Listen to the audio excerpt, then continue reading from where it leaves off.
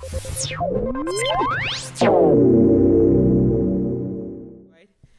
Okay. Morning. And we are so happy to have you here. We're going to start a little bit earlier so that if you have questions, you can stay back and talk with presenters. So my name is Rebecca, and I want to welcome you to this session with Christine, Bud, and Audrey. They're going to talk. They're going to teach us or introduce us to WordPress, how to utilize it to deliver, share knowledge online. So, up to you. Thanks. I'm Christine Mitchell, and actually I'm from Penn State Berks, and I am an assistant professor of literacy and language arts. And I teach many of the education courses at our campus, and we have Bert and Audrey as well. And so what we're going to do is basically dive into talking about how we began utilizing sites at Penn State for these online courses that we were teaching. Anything you want to add before?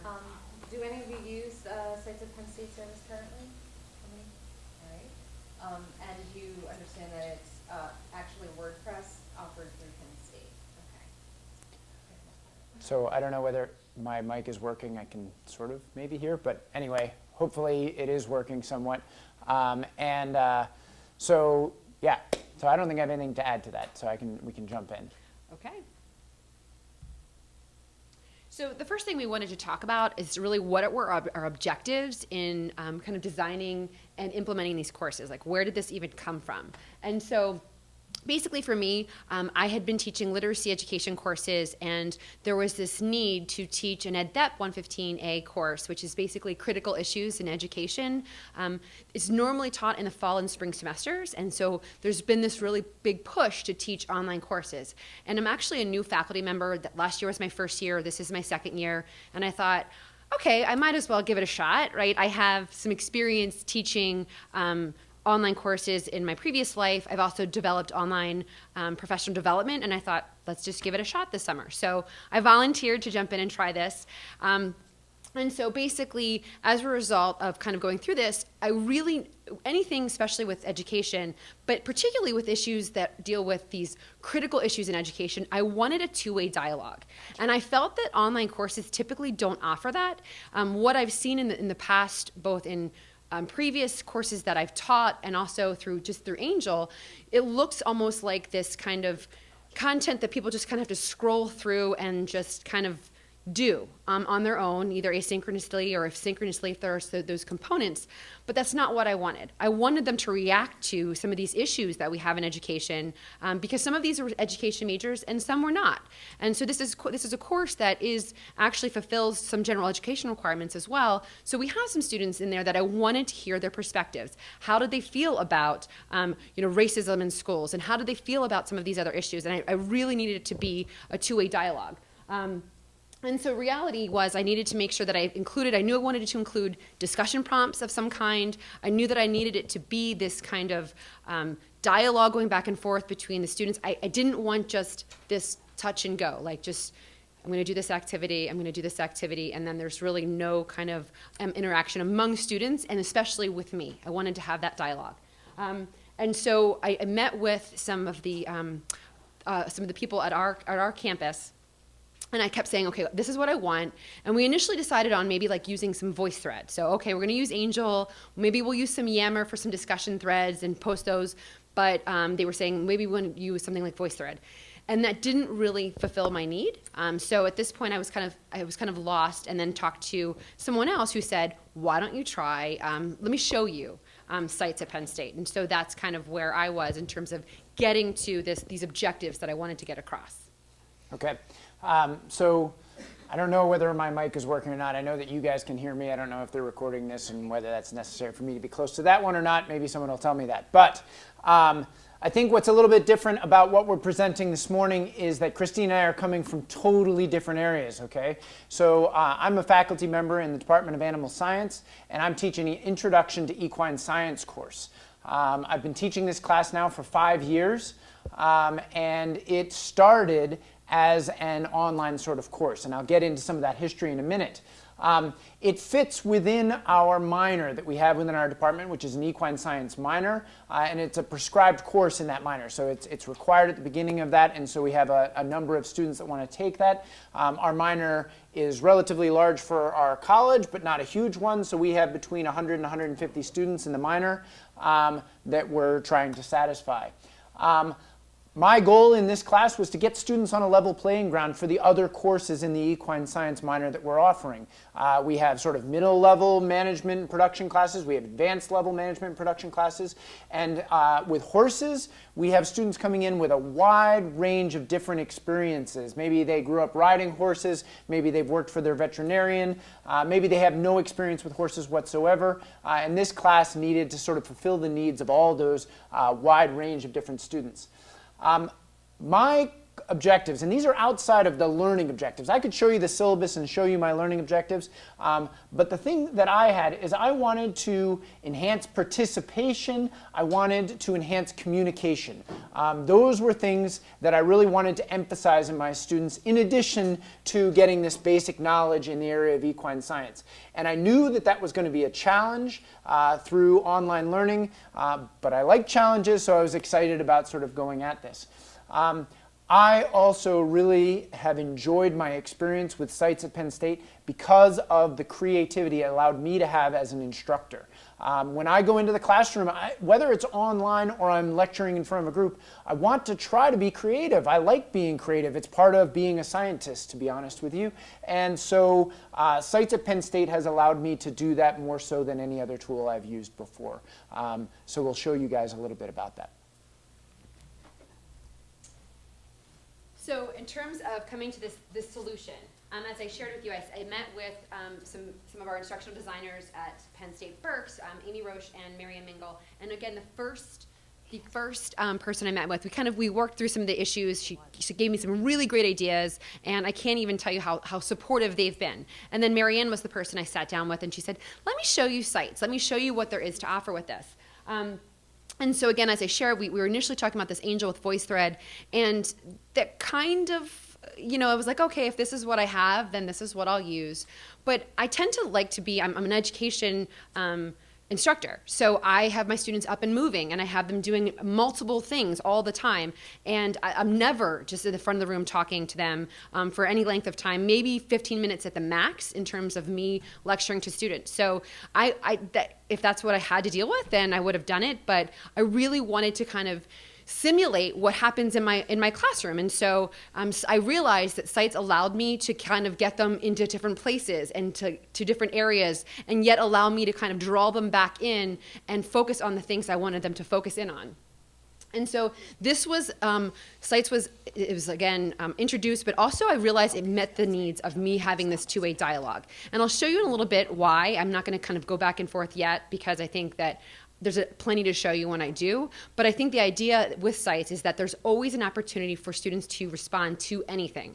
So in terms of the content, in terms of a video, in terms of anything on there, they can kind of just start their own discussion and start to kind of react to whatever it is that they're seeing, hearing, or learning about. And I think that's what we would see in a typical classroom. We would have these rich discussions, and that's what sites allows me to do. And I think it's good to point out that Christine and Bert kind of, the through conversations may have found sites at Penn State as a resource to use, but then they dove into it themselves, figured out what they could use based on their objectives, felt that they could be creative in that space with not any centralized support helping them out ultimately, not a multimedia specialist or anything like that. And so that's kind of part of the beauty of having this service, especially for campuses who don't have those types of resources. You have this at your disposal, and there is still backing you up. There is centralized support to help you through, as well as learning design support out of ETS. Thank you. Yeah, I think that that's a very important message, and a part that's been important for me is that as far as the evolution of this and thinking about the background, again, it's, I just sat in a talk on presenting autopsies online and sort of doing that, and they talked about the team that came together. And I think teams are great, and that's wonderful, but the amount of time that went into that project, again, with all the other classes that I was teaching and everything else that was going on, this was something that I needed to be able to do on my own when I could do it, and maybe will evolve into something where there are a greater number of people involved. But I had to sort of be able to do a lot of this, and it started very much on my own, sort of trying to figure some of these things out. A little bit of the evolution of my particular class. As I said, I've been teaching it now 5 years, and there was a woman, Karen Vines, that was teaching it for a year and a half, 2 years before I started teaching it. It started on Angel. It was an Angel-based course. It had discussion groups that the students participated in that are part of Angel. All of you that are familiar with Angel know your sort of discussion groups that you can use. And she was also using very basic, simplistic wikis for the students to kind of put together their own little websites. But I'm talking very, very simple sort of things that were being done at that time. There was also, and there continues to be, although we're phasing this out, a use of Adobe Connect as a part of that. That has been a useful tool from an interaction and communication standpoint. However, my class has in the past had a set meeting time once a week in addition to all of the online material. And we're doing away with that to allow for greater flexibility of students taking the class and participating in material at any time that they want. I'm on the one part torn to see that go, but on the other part understand. I have to say my own experience has been that Adobe Connect has been problematic for me in regard to students and their connection and how well it's worked for what I want to be able to do. For what it does, it's a pretty good job. I'm not sure there's a better one out there, but that's been a problem. Then I got into blogs at Penn State. When that was made available in that movable type platform, I jumped in and started using that, and that's where I designed the first website for this class and was excited about that, and that was all wonderful. And then heard little flutterings of that's going away, and so maybe you should look at sites at Penn State. So I did, and was pleasantly surprised. Sites at Penn State was much more flexible and gave me a lot more tools, and that's kind of how I ended up where I am now. And this might be a good opportunity to just quickly take a look at our sites. Again, we'll bounce back and forth between these. But just a quick view. This is my website through Sites at Penn State. And again, I try to be creative with how I put it together. And you'll see some differences between how Christine and I have put things together. I should show, I do have an actual example page that it may be in the program that people can look at. I'm not sure. That isn't this is the actual live class. Students are taking this right now. But I've got tabs across the top that are all parts of the class. It's got a background on it. If I move down the page here, if it would move down the page here, you can see this is a particular topic that students are discussing, equine feeds in the future. So Christine, I'll pull yours up and you can. I think another interesting thing about Bert's course online is that the homepage is actually straight to the course materials, right? Yeah, that was something that your group sort of highlighted. So that this is where they land. And I think what was different about this is that it typically is sort of an introduction. They drop right onto the lecture materials here. So this is the material that they're covering. And my experience is what led me to do this is that, again, keeping this, there'll be another talk this afternoon about how students move through websites and what they do. And my experience was that in order to make this simple and straightforward for the students, dropping them where the lecture material was immediately and having that available to them was the simplest thing for them, and that's what they needed to find first. Now, I do have a tab at the top there listed critical materials that they can go to at any time that has the syllabus and the class calendar on it. So that would be the secondary place that they seem to go. But this lets them drop in where they need to be immediately. Yeah, and that choice is very user-centered. I think I've seen most online courses seem to have this like, welcome to the intro to blah, blah, blah course. And while that's valid maybe on the first day, that's useless for them throughout the rest of the course. So dropping them into that course material is fantastic to see. Do you want to go to your next slide, or you can do what you want? And actually, to piggyback off that thought, I did exactly that. Welcome to this course, and realized as a result, and that's we're going to go get into some of the challenges and things that we would do for the future. And that was one of the first things that I realized. Probably about a week or so into the course, I realized that, wait a minute, I really need to change my layout. But at that point, it was kind of too late. We were already we're on the train and moving. So I realized this is going to happen for this coming summer. So I'm showing you last year's course, or last summer's course, and I have plenty of things lots of things I will tell you about that I plan to change for next year, and that is definitely one of them, because just the layout alone, I think could use some sprucing up. So as you can see, mine similarly I have the tabs at the top, going over exactly that, just the assignment information, the things, there's rubrics available, and then each of the lessons, they can drop down. Now, I only, at the time, would allow them into so many lessons at a time, because I did not want them to move so far ahead so quickly. So I allowed them probably about a 2-week window that they're able to move forward, but I don't want them to move so fast, because they're going to get away from those discussions. For me, I graded the discussions in a way that they had to not only respond to the initial discussion prompt, but that they also had to respond or ask questions to 2 other of their peers. So that meant if they moved too far ahead, they'd be almost forgetting the content from those previous discussions, and I didn't want to lose sight of those rich discussions that I would typically have in the classroom. And again, I have a group online project that they had to complete, so the resources are available as well. And as I shared with you earlier,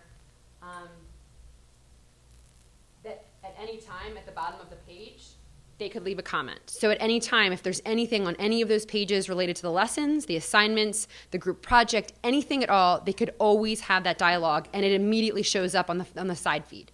Christine, if I might jump in there. Please. Again, that you talk about the discussion component of this.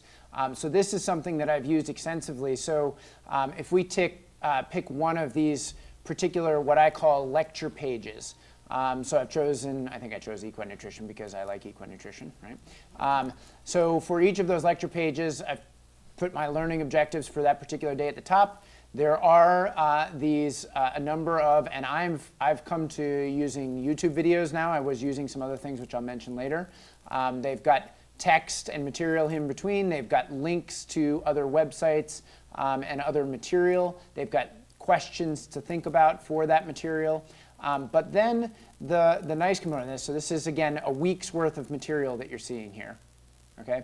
This is what I'm using, and this has been an ongoing evolution as far as this interaction online. And I think that this is a very important part of their participation in this. So my students receive a grade for their commenting.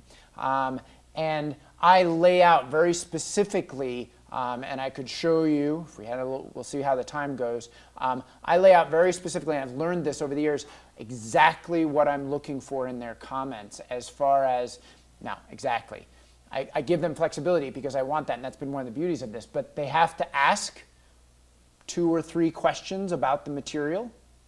They have to comment and bring their own personal experience to the material, and I ask them to do that. And finally, I ask them to go out into the big wide world, particularly online, and find some other material that relates to that. And I ask them to try to find material that other students haven't already brought in. And this class is about 40 students in size, may increase some in the future. But that leads to a very rich dialogue that ends up happening here in this comment section. And again, it's not the same as in the classroom, right? But the fact of the matter is, I've seen things here that I've never seen in the classroom because all of the students are participating, because I'm asking them all to do that. I have a TA that helps me with this, and grading is hard, okay? So that's been a challenge. But this has been really rewarding for me because I see something different from every single one of the students, and it's really been great. This has been one of the best parts of this class through all that different course material. Do they see each other's comments? Yes, and so I emphasize, although I don't require it because then it creates a whole nother layer of grading, I say, look, if you can reply to somebody else's comments and you can feed on that, I have seen some threaded feeds where they do go through and do that, and I ask them to do that. I will also, this is a key component of another part of the class that I'll talk about a little bit later. So we'll get to that. I think another thing to point out with Bird's course is that it's fully open. It's not locked behind web access. So not only can each student see the other student's comments and posts, so can all of you. view. It is blocked? No, it is blocked, but there are parts of it that are not blocked. Oh, okay. So there are, so I have both open and closed components to it, and Okay. if I have a chance, I'll talk about that. Oh, yeah. But an important component of that is that I did lock it down for just the students, because I was, again, having it open to the total public was problematic for a number of reasons. Yeah. Yeah, I understand So that. there's Sorry, I pieces. was misinformed there. Yep. I have a question about grading. So when you do that and your TA helps you with the grading and Mhm. everything, is there a place that you can see all the posts, or you have to go over there and check, okay, Haley did this, whatever did this? Yep. So There's there are a some plugin for tools- that, There yeah. are some great tools in Sites at Penn State that let you look at each individual student and what exactly they've contributed and whether they've done it all. Having said that, to grade this, I'll tell you what we do is on a weekly basis, we just go through and read that. And while I read these comments, when there are 40 students all commenting twice per week, I read them through somewhat quickly, and I'm looking for the fact that they've done. I've asked them to lay it out this way for a reason, to make it easier to grade as well. So I say, label your questions, label your comments. I don't want just a big paragraph of text. You're going to share those tools with us then? Let us We can show some different parts to it. Yeah, I Audrey can may be able to explain show some of that. those towards the end, if we have Because I time. was trying tagging to allow students to pull comments into some aggregation somehow, and I wasn't successful. It didn't Okay. work. So These guys have been great to work with as far as helping. And I can go into that some. And actually, I did something a little bit different, which, again, could change in the future. But what I did is, if I go, I'll just go into lesson 1. And similarly, I have links and such. But at the bottom of each of the things, I send them out to a number of different places. But at the bottom, I have that discussion thread, and then I send them into Yammer. So and they actually do all of their discussing in Yammer, and so then I go through, and I don't have any of the lovely tools to use in terms of grading, but then my students, I'm closed off to about 20 students. So it is a lot of grading, but I think at the same time, I found that because of the way it's done, they do respond to each other, and it's color-coded, and it really makes it nice in terms of being able to see who's doing what kind of responses and so on. So mine's a little bit different in that regard. Does the link then take them to Yammer? Takes them right to Yammer, yes. And you can even at this point embed a Yammer group into a page on sites too, so it could be within the context of the site without popping them to another page if that is something that you're worried about. So talking a little bit about some of the mistakes that we've made, and you'll see I have a number of mistakes that I feel that I've made, because again, I kind of just dove right into this. Someone showed me the sites, and I thought, okay, well, I'm going to give this a shot. And I did, and so obviously we always make mistakes along the way. And the first one is that introduction to the course, as I shared with you. I think I would definitely drop them right into those materials. I also think it's really, really important to have some instructional videos as well as instructional handouts, or at least web handouts, so they could kind of how-to guides in terms of how to navigate, in terms of the different tools that I'm asking them to use, because I do have them use things like Edpuzzle, like Yammer. I have them doing a lot of different things, and I think they have to have usernames for each of those tools as well, and not all of them, but for some of them. And so I think having those how-to guides and how-to videos embedded would really, really be helpful, because I do have students who even said from the onset, I'm not really great at technology, and so I'm in this class because I need it, and so I actually ended up meeting with 2 students just to kind of show them how to work an online course.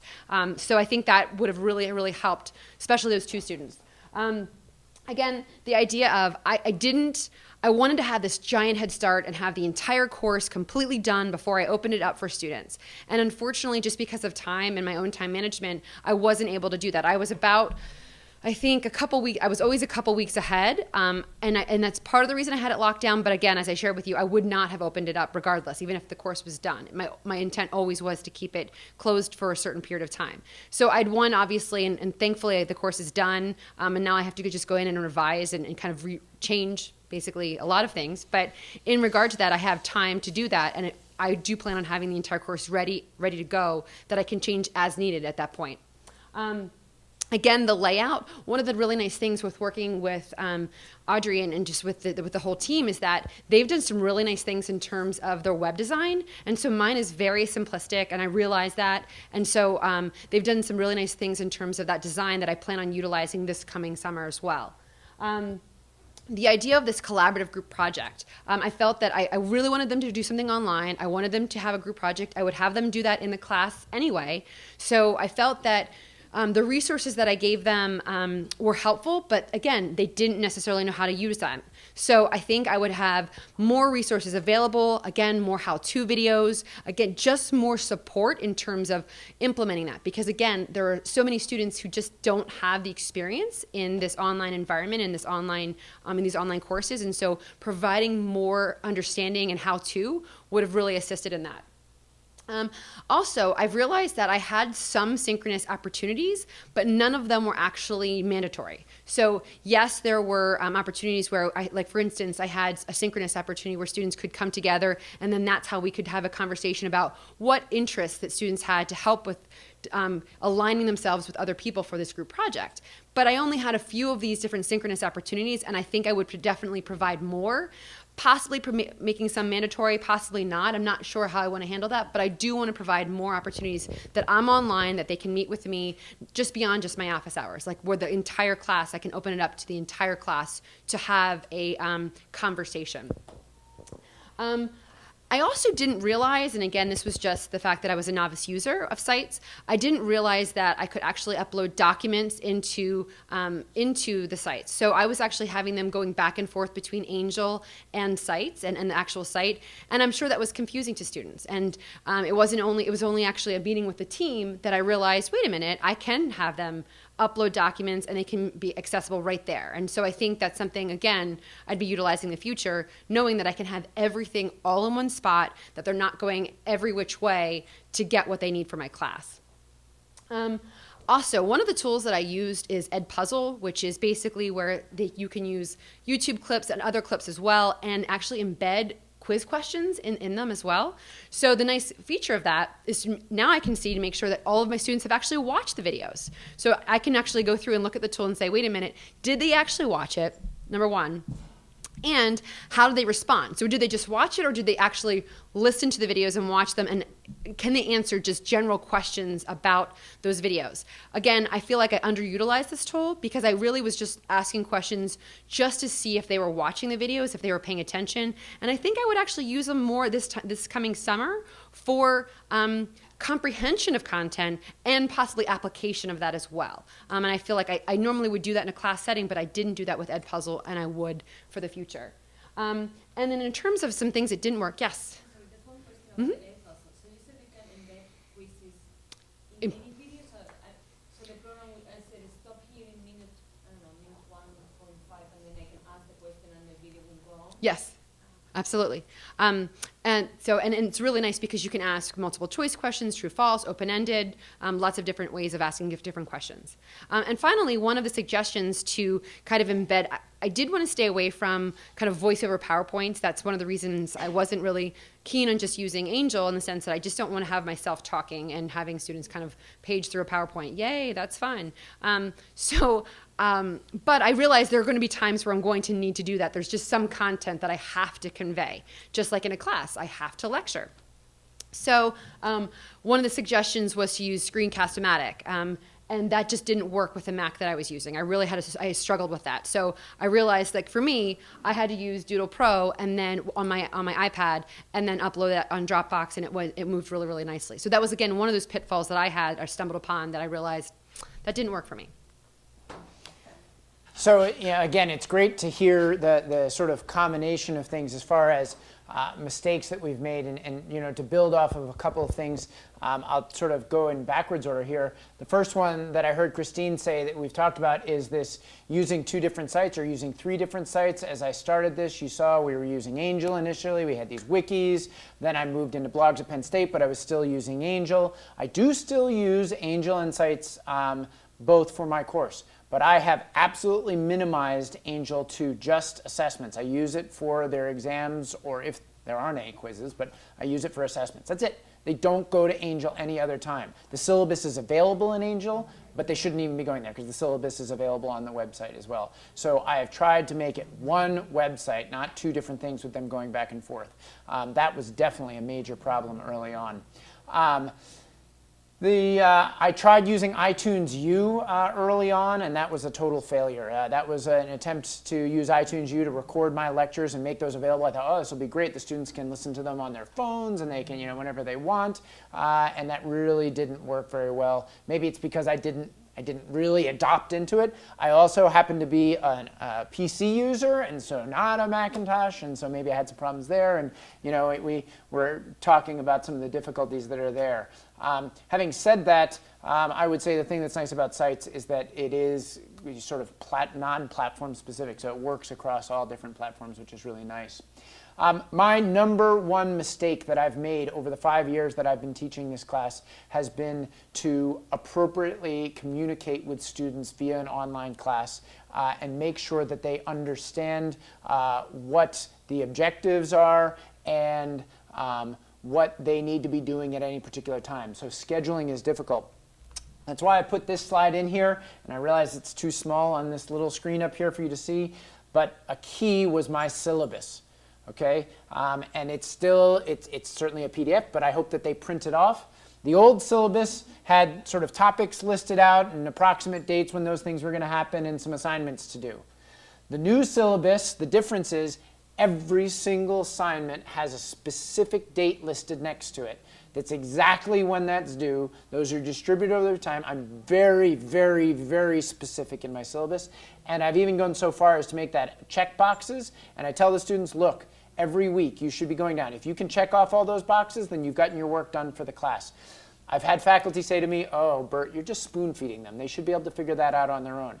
Well, I can tell you that when you're not meeting with them on a regular basis in a classroom, that time component becomes very difficult. And I just really think maybe I am spoon-feeding them a little bit, but this has been very helpful in them actually managing to get that work done. I'm going to stop there because we got to keep going. Just briefly, in terms of some of the successes that we've had, I felt like the sites allowed us to have a good balance of text, videos, activities, different things for them to utilize.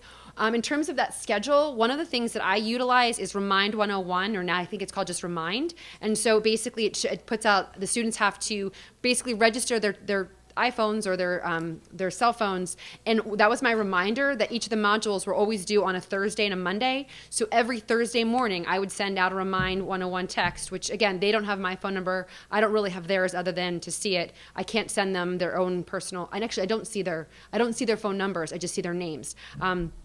And basically, I would send out those reminders every Thursday, every Monday, just as a reminder, you need to finish up the module today, or even sometimes the night before. And again, those module completion dates 2 times a week.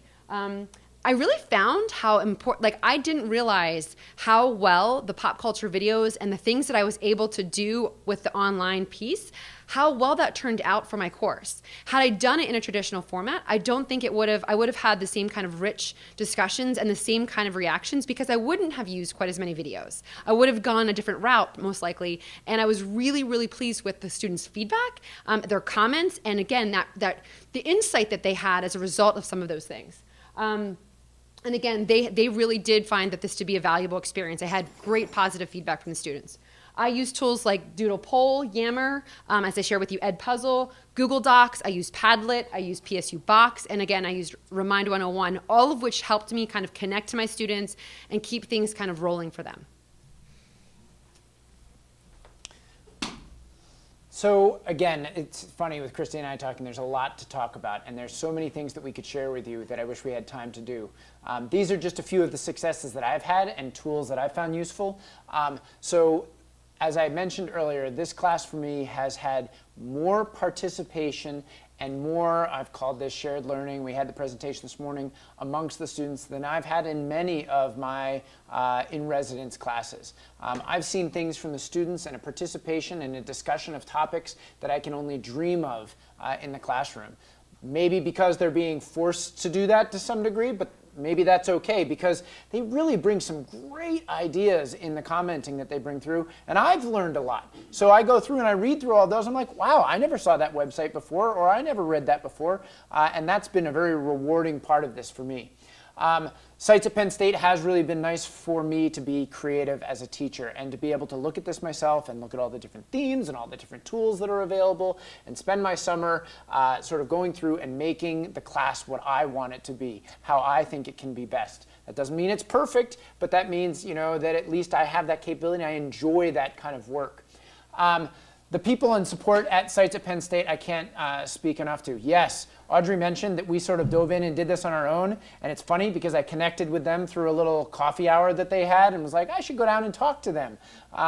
And once I got there, they were like, hey, you know, we can help you with this and we can help you with that, and this is really great. And I was like, wow, this is, you know, and it got me all excited about it again because they were very supportive, and I had felt, to be honest with you, I felt very alone. Sort of here I was in my office trying to put together my quasi-online course and doing this for years, and I hadn't felt a lot of support. And all of a sudden there were people that were like, hey, this is great. We can do more with this. So that was really wonderful. Two tools, then there are many that I've used. Because I'm a PC user, I don't have a lot of the nice movie tools available. Camtasia has been great for me. So Camtasia is a good tool. It doesn't have all the bells and whistles, but it works very well, and I can produce some good movies with that. And I do a lot of my lecture recording with Camtasia. And Camtasia wants you to use Screencast, and I do house a lot of my videos on Screencast. It's kind of TechSmith, which makes Camtasia their tool. However, it's not the greatest video hosting site. YouTube works much better for a lot of the things I want to. YouTube has its failings as well, and I'm trying to work with somehow connecting with videos at Penn State to figure out if Penn State will actually house some of my videos, but as of yet that hasn't happened. So right now Camtasia and YouTube have been great tools for me. I've more or less talked a lot about what I would do differently, and the first thing is I'm going to revamp my entire site. I really am going to revamp it. It's going to look very different this coming summer. As I share with you, I will have a ton of how-to videos that step-by-step. I do plan on having a guide. Instead of every week for each of the modules, the objectives were there, like you have to do this, this, this, and this. If you've done these things, then you're done for this module. But I do think it would be helpful to have everything all in one so they can see for this next module, I'm going to have to do X, Y, and Z. So that's one of the other things I plan on revamping. I also shared with you that I plan on utilizing Edpuzzle more, the idea of kind of pulling away from Angel and really embedding everything into my site. Those synchronous opportunities as well as the access to the course materials. I do plan on kind of enriching what I've already have there and really kind of stepping out and kind of hopefully giving them more creative opportunities in the course. On that note, I did from the very beginning, I spent quite a bit of my time putting together how-to videos at the beginning of my course, so that's an important part. My course is going to be offered to some of the Commonwealth campuses, so that's great. We're beginning to expand out and increase the number of students that have that available. The group at Sites at Penn State has offered me some tools that are going to allow me to incorporate polling and quizzing into the live component to it, kind of like we did this morning. So it's almost like iClicker except actually during it. So I want to see what are students getting as they're going through? So I'm incorporating that. I'm always looking for enhancing interaction and communication. And if I showed you my list of Sites at Penn State websites that I've designed, I think I've got about 15 to 20 that I'm currently working on different things. So I definitely have more courses in line for doing this. I'm really And excited personal endeavors and personal as well. stuff too. Yeah, exactly. So I forgot to introduce myself at the beginning. My name is Audrey Romano. I work at the TLT studio, and I'm also lead of the development team that supports Sites at Penn State. We also do some support, and there's also an initiative to support online courses, which is why we strongly encourage Christine and Bert to talk about their sites, because their experience has been so valuable, and that's what we really want to showcase and reach out to the rest of the faculty and instructional designers that might be looking to this service to solve some of their problems. I know through the course of the talk you've seen they use like 20 different technologies in combination with sites, but it is as a platform, it supports embedding from a lot of the most common tools you might be using on the internet to enhance your content, and especially Penn State services. So things like Box, things like Yammer, we have easy ways to get that content into your into your website. And if anything is missing, if there's a functionality like the quizzing that Bert mentioned that isn't currently in sites, what we want is for that dialogue from you who are looking at it. If there's something missing in it, and if you've experienced functionality in some other platform that you're not seeing here, we've valued that input, we've valued those suggestions, and had those conversations with you and figured out ways to bring those functionalities to the service, because you, the community, are the ones that help enhance it directly. So we want to keep that conversation going. I mean, I was going to kind of go through some of the add-ons one by one. Some of these are self-explanatory. We have things like protect PSU, so you can get web access on your site, so you can have only those who are users on your site or those who have web access access. Okay. There's a really good tool, Site Cloner, which is a big thing that we developed so that if you're offering the same course over and over every semester, instead of having to rebuild it over and over again, you can clone a master site. And then you don't have to do things like at the end of a semester, scrape out all the posts and comments. You can archive that one site, clone the master site again for your next semester offering, and a few other things that help you. The contributor plugin was, somebody was asking, how do we track all the posts and comments people are making over any period of time to make it easier to grade. That's a view too. So there's a lot of things in there, and I know it can be overwhelming. There's like 56 themes, but we have a couple Penn State branded themes to kind of get you going on that sense and streamline that experience for you that's easy to use. So I open up the floor. Do you have anything else you want to? The only thing I would add in is get on there. You can. I mean, when I said 15 to 20, they're not all full. I mean, you've got to get on it and play. It's like learning to use Word or Excel or anything else. You've just got to get on. I mean, you can't break anything, and that's what I did. I got on there and played and learned to use it, and so made some really terrible sites and made some better ones, and figured it out by hook or by crook. Well, and another thing to bounce off, to lead off that is, you mentioned going from movable type and we closed down that service and into WordPress, and then you're all asking, oh, well, as soon as I get comfortable with that, it's going to switch to something else. Well, keep in mind that WordPress now powers something like 22% of all websites across the entire internet. It's a hugely popular and well-supported service platform for web publishing. So I don't think it's going to go away anytime soon. And so it's worth investing in. Plus, your students, by using this for your courses, gain that digital literacy when they go out into the world, and it's something that they can have on their portfolio. Like, I understand how to use this kind of a platform. And I know I've shared in the past, my students have actually had to create websites. I've used things like Wix in the past. I've used Wix in the past. And so these are for my literacy education students. So these are students who are going to be teachers, elementary teachers. They have to create something. They have to create a website. And I said, I'm going to actually, when in the future, I plan on having them create a website using sites, because I think it will be valuable to them in the future, because they will be in classrooms. And when they leave Penn State, they can take that with them, export it, and import it to a WordPress.com account, and they'll be able to carry that portfolio with them. Yeah. You mentioned that you use Angel for testing. Mm-hmm. How else do you record your grades? Where are they recorded? I may have missed that earlier, but. So I use the assessment tools in Angel, and I use the grade book in Angel. So whatever happens on your sites, Mm-hmm. you need to manually Yep. report that into Angel. Yeah. So all the grading that we do on the commenting and everything, that's all kept track of in an Angel grade book. So I set that up. Well, do you do this manually, or is there some type of? No, I do it manually. I don't. Currently, there's no middleware right now, and I mean, how we at this point aren't going to invest in that, given where we're going. Moving forward in terms of the new course management system, will there be that kind of interface? I mean, it's certainly something that we're going to strive for. I mean, we don't know what we're going with yet, so at this point we don't know how open their platform is going to be to that communication, but ideally it would be something that we would want to bridge the gap on, because obviously we want to make it as easy for the instructors to use this kind of tool. I have 40 in mine.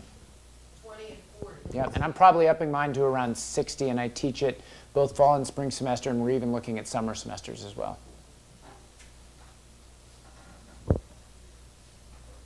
questions? I have a question about the materials. When you were showing the different materials and everything that you had on the course, is there a feature in this where you could actually have all of your materials upload but have it turned off like you can in Angel, and and just turn it on as you need it? So can you build the entire site and then just use pictures? Yes. I also know you were talking about 2 weeks. You didn't want the students to go past 2 weeks. So Yes. is that something you can do? So I think we can both address that. The way that I address that is I do use web access, and I also, you can add individual students in as users through their access to your class. And so you can limit it, and you can close down access for everybody else. So all my sites, like that site that you're seeing there, is locked. You would not be able to go to that website. So it's sort of closed down, and I can close it down to students that aren't in the class or anybody else, so that people can't get access to that. And then also for the material, and the way I do it in my class, and then Christine can tell you, is I simply don't make the links live. So I know what the link is. I have that page available. But because the students only have a certain level of access through sites, they're authors, I think, on my page. So they can only do posting. They don't have access to my pages. So all my lecture pages can be there. They'll never see them until I put in a live link to that page, and then it's there. And that's really easy to do.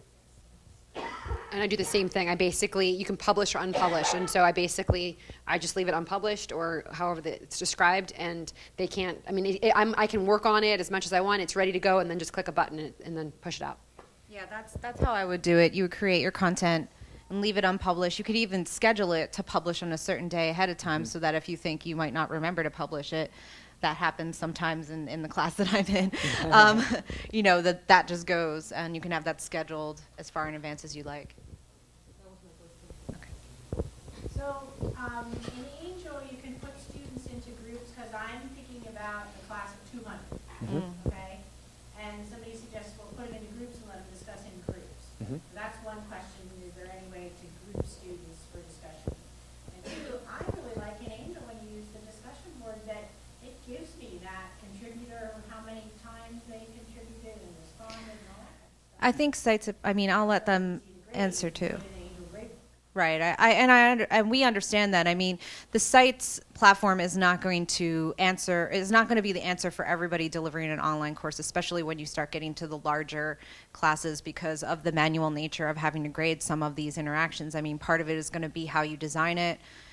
You could certainly use the Angel discussions still in combination with having your content on sites, but I think sites really provides a more flexible and user-friendly place to create that material, because Angel is kind of cumbersome and it's all like download PDFs and this, that kind of thing. This presents it in a way that is more familiar and easy to use for a student. I would just basically say the same thing. I would have done the same thing where I would have linked out to that Angel discussion, and that could have done the same thing. I have no solution for the groups. I do have one group project that I do, and it's problematic, and it's been hard. As far as, the discussion has worked well for me for the number of students that I have. And do you have multiple sections of this, or just one section? Just one section, just taught each of those semesters. I have a class that think about this, but then I have 3 sections of course. So it's still a I think there are ways working. I think that there are solutions, but We just don't have them. But I think I was just thinking about there's probably a way to do it. Yeah. It's just a matter of thinking. Sat through down it. for enough hours. Quick question, can you share some of those how-to videos, or are they too unique to your specific site? So you're talking about mine. So, because I'm the only one, I don't know if you've done many yet. I'll be doing mine. Right. I'll be doing mine So in the next couple weeks. I spend the first 2 weeks of class with a lot of how-to videos, and it's funny because Audrey and that group hadn't seen them before, and I did them out of necessity. I had to have them because I found that through 5 years of teaching, the students weren't able to do things. And they are very specific to my class. I don't mind sharing them and letting people see them, but right now they're locked behind the class. I'm not sure how helpful they would be. They might be good examples of like, oh, I could do something like that. I don't know that they'd be that helpful for people just broadly, because I made them for my class. Yeah, and I think that's part of the struggle that we have too, because we'd love to provide screencasts and videos for how to learn. But since the technology changes so quickly between what we're adding into the system and even the platform itself, there are a lot of new releases, almost as much as Firefox releases a new update on your browsers. You know, we struggle with providing those materials, but training services has IT training services at Penn State offers a beginner's class for any student, faculty, and staff member to attend. They can also come to your classroom and give an introduction for your students, so the burden's not on you. I mean, Bert's gone the extra mile to make those videos specifically for his class. You can see some of the ones. These are all the videos that I have on this page. So I have Angel, I have the main class, I have online terms and definitions, how to comment on lectures, how to blog and do assignments, how to add images and videos and PDFs, how to use Adobe Connect. I made my own videos for each one of those because I found that the students were struggling with them, and so. But there are lynda.com videos as well that you could direct your students to. There's also, I mean, it's such a big platform that there's so much good material out there. In, you know, just by Googling it, WordPress.com has a lot of instructional videos as well. So it really depends on what your students' needs are. I think if you're asking Penn State for some support in that, you can call upon training services to come in and do and take that burden off of you. And when I finish my videos, I'm going to try and keep them generic because in case I do tend to use it, but I will share them with them if you want to use them. Thank you, guys. Yeah, thank you. you. We're out of time.